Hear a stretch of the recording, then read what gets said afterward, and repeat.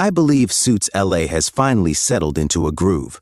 Building on last week's enthusiasm, the 5th episode begins with an insane sex dream involving Ted Stephen Amell. Before his alarm goes off, his subconscious is rehearsing his opening statement in front of Amanda Maggie Grace and Samantha Rochelle Goulding, which nearly results in a threesome. In order to work out his fears around Lester's Kevin Weissman first day of trial, Ted is severely mistaken if he believes that the hardest part of his day was having to wake up at the wrong time. This episode marks a significant turning point in the Lester case. As prosecutor Elizabeth Smith Sophia Pernices steps up her game, Ted loses a key ally, and Kevin Troy Winbush discovers a bitter reality that could destroy the defense as a whole.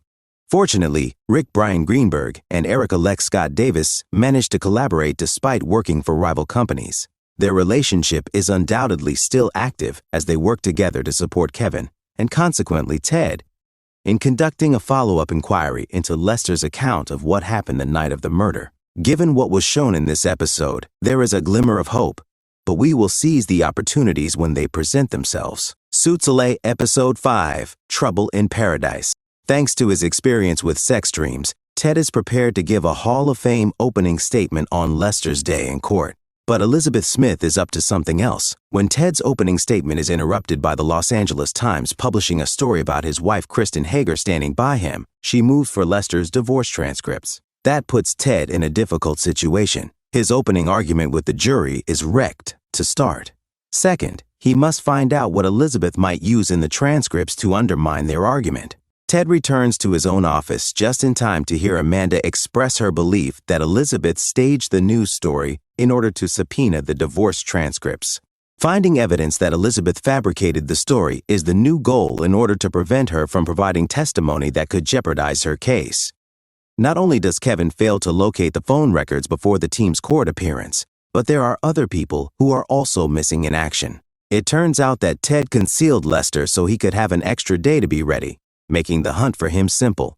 Although the move is successful, Lester's relationship with the judge is strained. Even worse, despite Amanda and Kevin obtaining a sworn declaration from the reporter claiming that Elizabeth forced him to write the story, the judge permits Elizabeth to utilize the divorce transcripts.